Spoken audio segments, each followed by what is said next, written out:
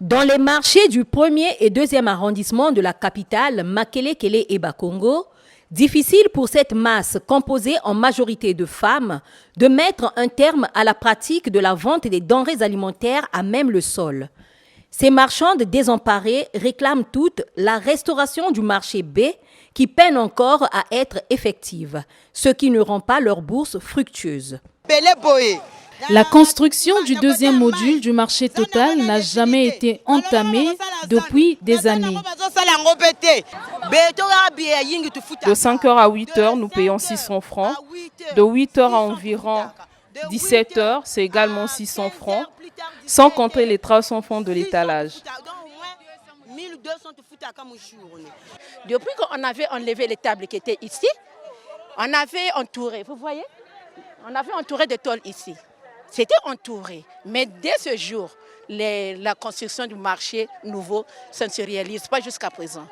Donc les gens qui vendaient ici ont perdu leur table. Donc actuellement, le marché B n'existe plus. C'est devenu urinoir public. Du côté des populations, c'est la désolation de voir ces vendeurs laissés au bord de la route. Vraiment, les populations souffrent. Ils veulent le 2e module du marché. Parce qu'il y a déjà eu un 1er module, même maintenant le 2e marché. Il est où? Changeons les choses. Nos sœurs, nos mères et nos petits-fils qui vendent dans ce marché, bourreau, gisent les produits locaux à terre. Que l'autorité politique puisse mettre la main dessus. Je pense qu'au-delà des aspects d'aménagement, il y a surtout des aspects essentiellement culturels qui influencent ces pratiques qu'on retrouve dans nos marchés. Oui, on les appelle les minjalangoto, c'est-à-dire que des femmes qui étalent des nattes, des sacs à même le sol. Et c'est d'ailleurs la traduction littérale.